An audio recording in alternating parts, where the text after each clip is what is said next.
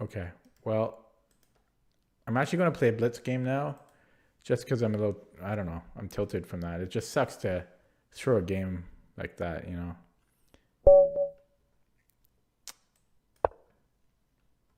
Time-induced mistake. So I think I'm on the bubble here of setting a new personal best on Blitz. This is the can, which I never see and don't know very well. I always forget. I think you can do everything here, like c4, queen e2, or get castles even, like. But I think that we go here to support e5. So if knight f6, then we have e5. Okay, and then I can go c4, or I could castle. So let's just, oh wait, I can't castle, tricky. Oh, this is Blitz too, I gotta be careful. So let's start with c4. And then if knight f6, I can't play e5. But do I want to trade here? I have more space, so I'm gonna say no, I don't. I don't know if that's right or not. I've never seen this bishop d6 before. And if knight f6, I think I will castle now, maybe. Except then he has this. No, I'm still okay there. I can just take it. So yeah, knight f6, I think I will castle here. And then if knight e5, I can just take it. Although again, then I'm trading. I don't really want to trade. Yeah, he does play it. Although, yeah, no, I have to do it though. Otherwise, he's going to take on h3. Or I could play h3. But then I'm giving him something. No, we're going to take and then f4. We're going to take and then f4. Okay. He has a check. I could trade bishops. That is my good bishop, though. So I'll move the king. And since he's got a lot of pressure on me, I will offer a trade. Now, if queen b6, I think I'll trade. And then knight c3. So it'll be pretty equal. Pretty equal here. And I could go f5. We could attack. Actually, let's just go here, though, just to give him something to worry about. And yeah, we'll go b3. And then I want to go f5. I want to start putting a little bit of pressure on him, because it is Blitz. Okay.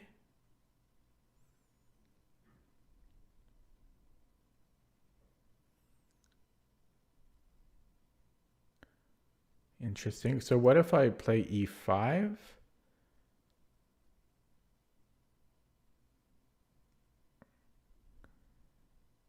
Or take first and then e5. That might be better. I'm going to take first and then e5.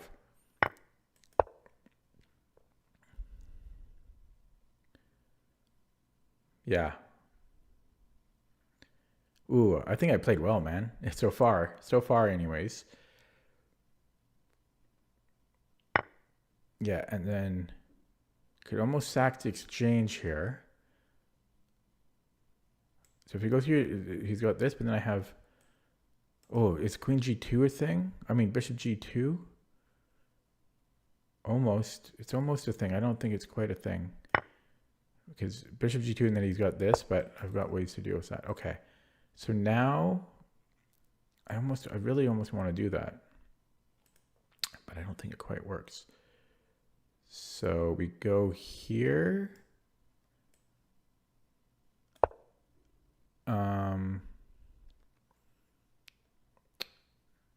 If he takes, I think I want to trade rooks, although I'm not sure. Maybe not. Maybe I'll just trade on e4.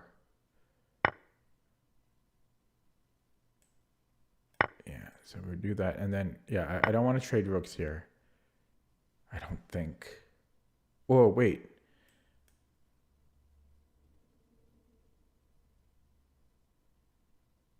Okay, no. Okay, we'll go down and pre-move that down to 50 seconds. Pretty equal. I slightly prefer white because of this isolated pawn. Rook f2? He's thinking about it. Rook f2 is kind of annoying, to say the least. He doesn't do it. I don't know what I would have done against rook f2. And probably I will create luft here. I could actually offer a queen trade. You know, but you know what? This is actually no, this is actually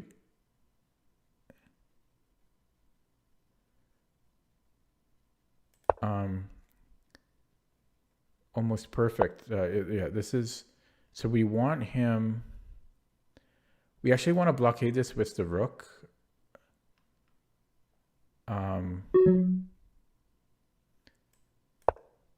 I was just reviewing, there's a section in Jeremy Silman's How to Reassess Your Chess. So ideally, we actually want to do that with the rook. Okay, no talking while I think here. Okay, let's do that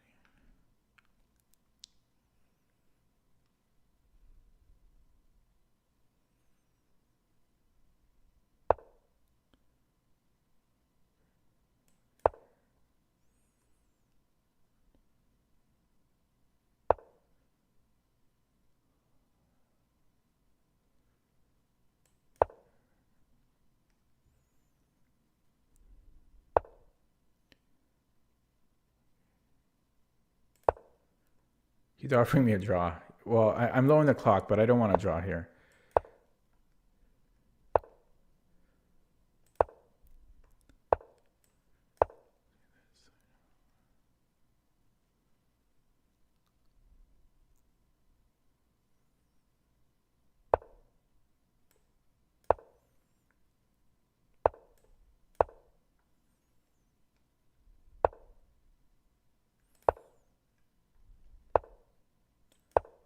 Oh shit, I gave him a check.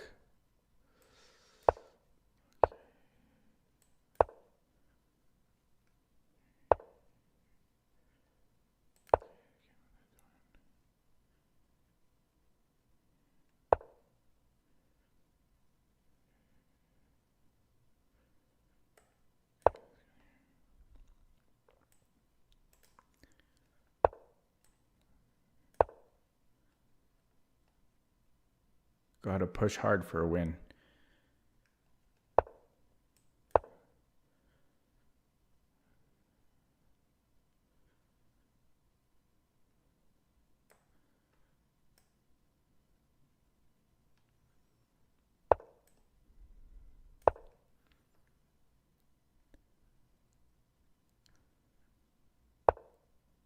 Oh.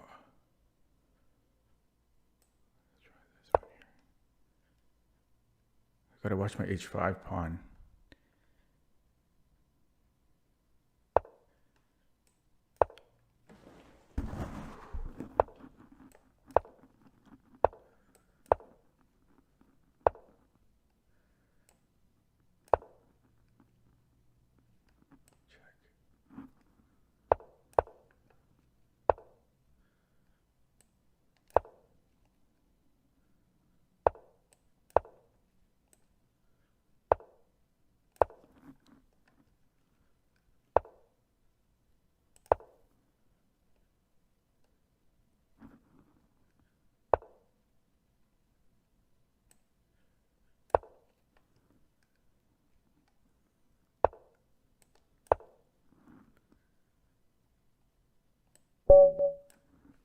He resigned. Oh, yeah. Could we win the rook next? Wow, I pushed hard for that.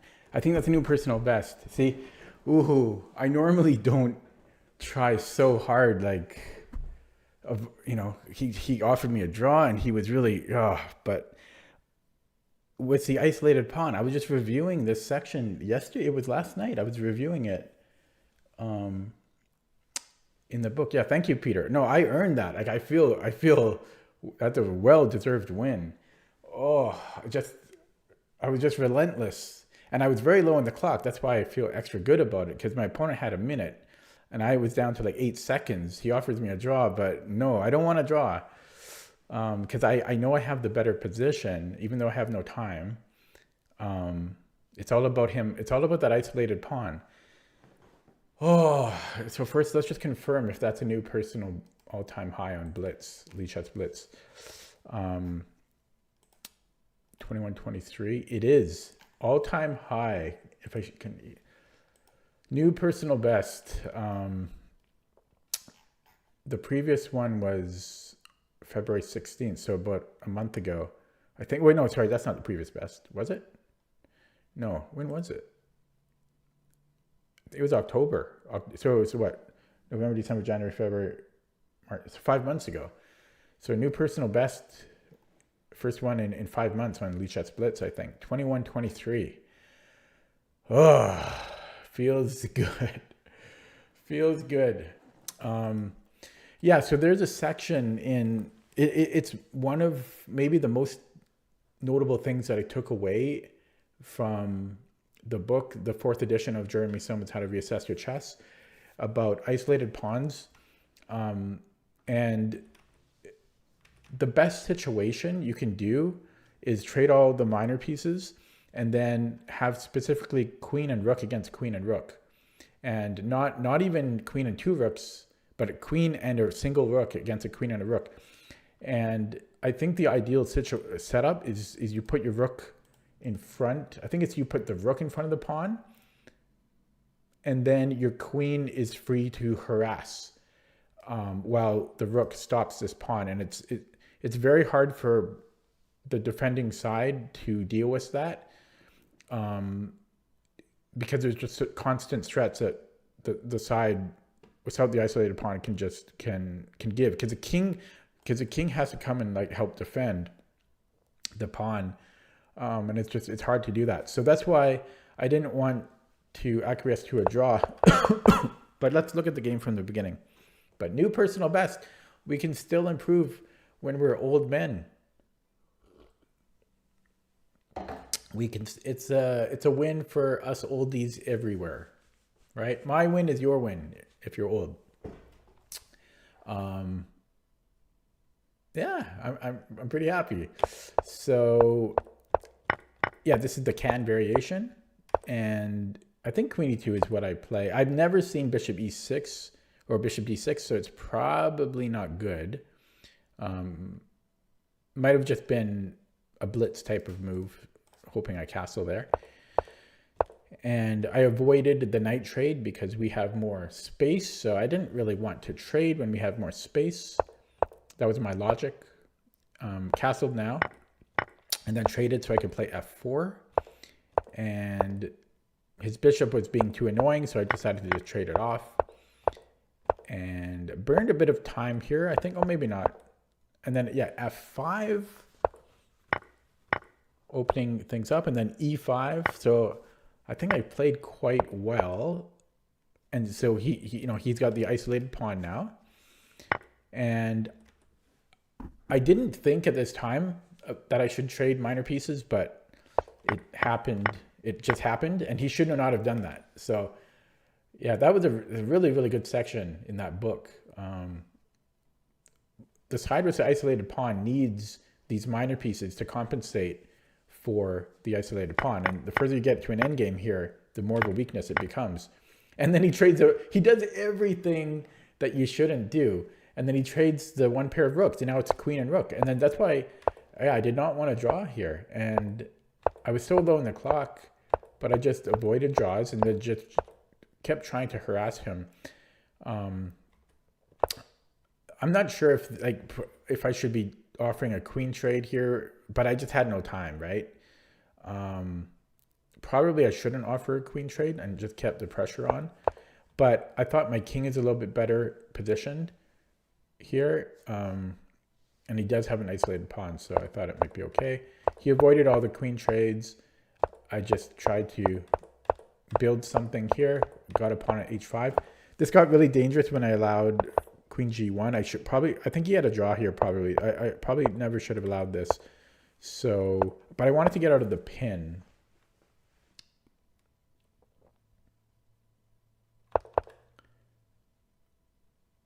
Yeah, I shouldn't have allowed that though. So maybe I should have played here. I should have played rook e3. We'll look at that after the game. Move 41. Hopefully I remember. But I shouldn't have let his queen get in here. Yeah, because that was annoying.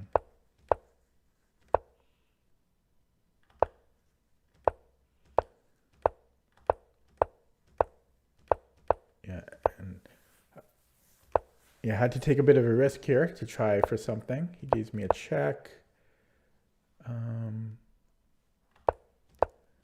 Yeah, I couldn't find a way to avoid that.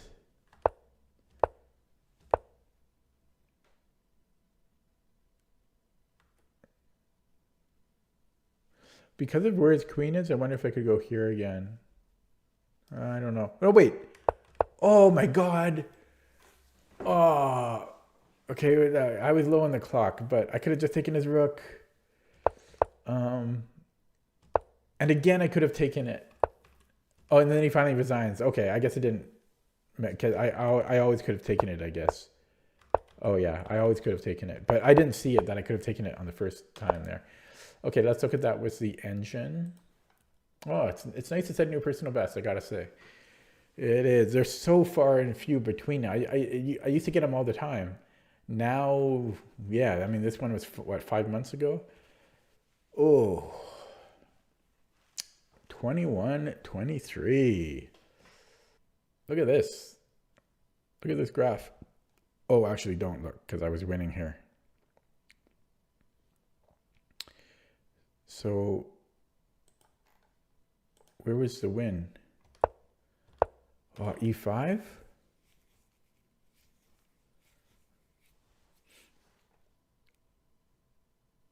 Just to open up my bishop? Is that the point? Takes...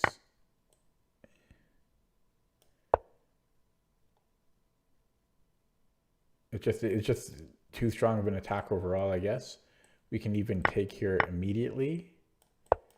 And then bring in the knight. Okay, so...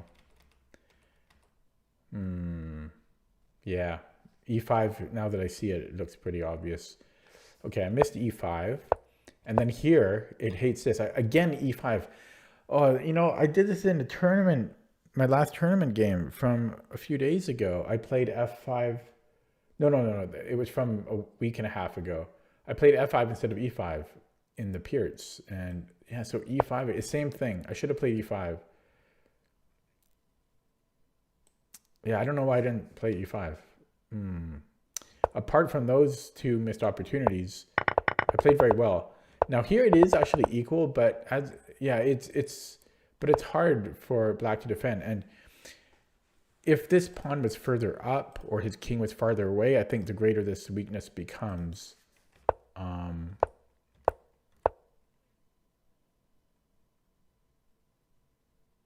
Yeah. Okay, guys, I have to end it there because I like to end on a happy note. Usually if I set a new personal best, I'll stop the stream to just enjoy it. So glad you got to witness it live. Thanks for watching. Again, new personal best on Lichess Bullet 21-23. Yeah, very proud of that. Thanks for watching. See you next time. Have a good night.